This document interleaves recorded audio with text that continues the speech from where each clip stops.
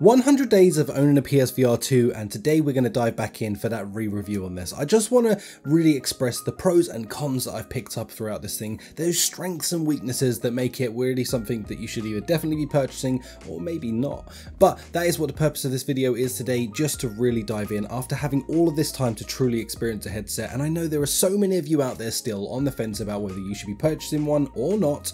So, you know, this video is for you. If you're thinking about it still and it's still on the back of your mind, then this is really going to answer some of those burning questions that I'm sure you have about owning or purchasing a PSVR 2. But before we go any further, I'd like to thank today's sponsor, VR Wave. They are making lenses for the PSVR 2 to help with nearsighted, farsighted and astigmatism, to make it so that you don't have to fit your glasses inside that VR headset anymore. They're already pre-fitted in there.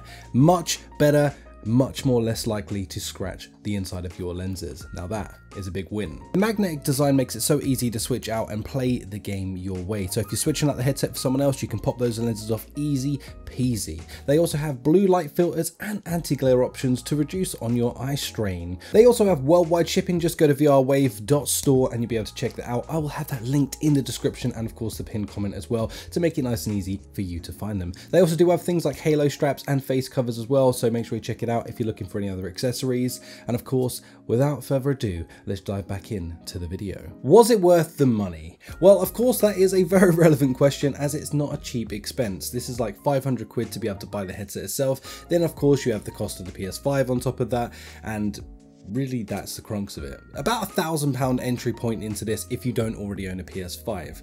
Is it worth the money? Now at this current state, I can still say to you, yes indeed, this is worth the money. It's worth the investment you're going to put into it for what you're going to get back out of it. And I think the longevity of this equipment is going to be the thing that's really going to sell this experience. I think you're going to get 3 to 5 years out of this quite easily, and it's fairly future-proof in the sense that those 3 to 5 years, you're not going to feel the sting too much. The only thing that I think will change drastically in this time is really going to be that screen fidelity. But of course, with things like Quest 3 on the horizon now, it's kind of interesting to see how that's going to change and how fast that's going to change. With the rate that technology moves, maybe 3 to 5 years is ambitious, but for the average consumer, I think you're going to be perfectly fine and happy to be able to live with this headset for that period of time, making this, in my opinion, a worthy investment. Do I still use the PSVR 2 every single day? Well, honestly, no, I don't, because I have plenty of things that I have to be doing on other VR headsets. I'm still getting into my PSVR 2 3 to 4 times a week if I can, and I'm still loving all the experiences. There's been a ton of new content that's been dropping for this recently, along with a great catalogue that already existed coming out with this. Gran Turismo is still one that keeps on pulling me back repeatedly, because honestly that plus the steering wheel is one of the most unique experiences I've had in VR, and really drawn me into a genre of gaming that I just didn't care about previously and still don't care about that much in flat gaming. So yeah, I'm still loving this. It's still getting me in there often enough, and as the new games start sort of rolling out, I think I'm going to be in there even more again. One thing I will say is there is a ton of content coming your way for the PSVR 2 very soon. If you're interested in that, I have a video linked up in one of these top corners. I don't know which one it is. Which one is it? I don't know. But one of those 2 top corners, and you can click that and it will take you through to all the new releases that we have coming up for PSVR 2 very soon, including things like Resident Evil 4. It just looks so damn good. Now, one of the major things I want to speak about in this is probably one of the best things that this headset has going for it, and that is the controllers. The controllers are world class at this point. I don't think there is a better controller on the market for VR. With the adaptive triggers, the haptics, and really just the ergonomics of holding these things, these controllers are literally the leading standard in what controllers should be moving forward.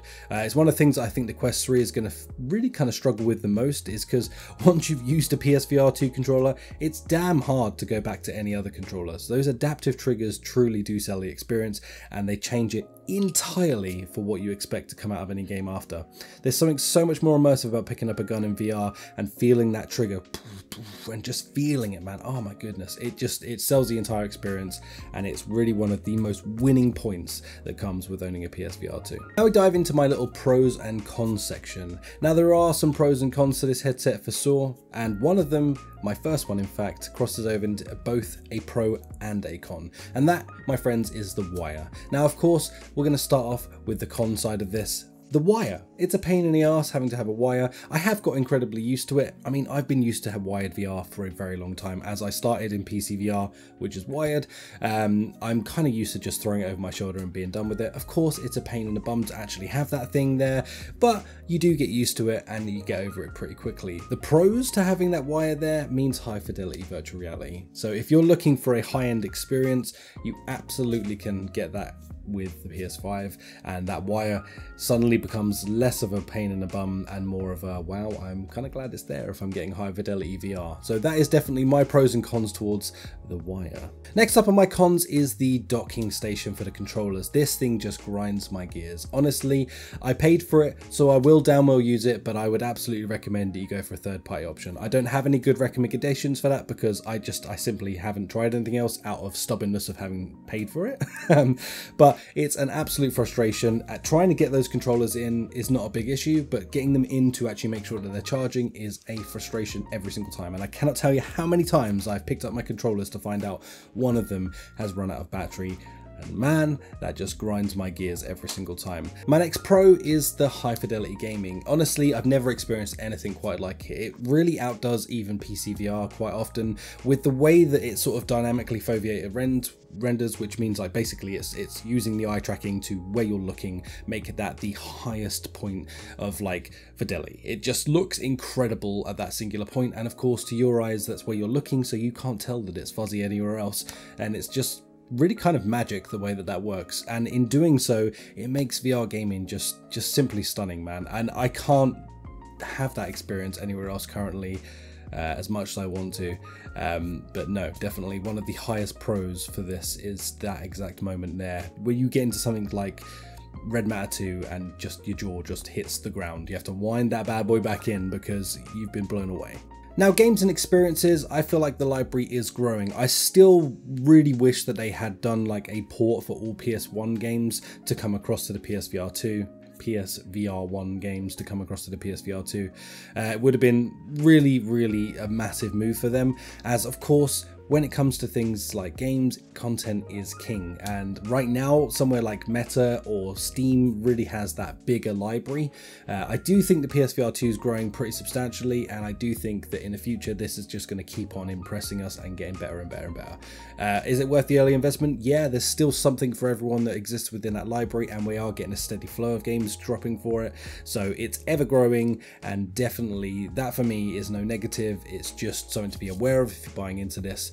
Maybe have a look at the catalogue of games and see, you know, if you can pick out 10 titles that are going to work for you, you're going to always have that steady flow of new games coming in, so this will appeal to you at that point. So I think that's pretty dope.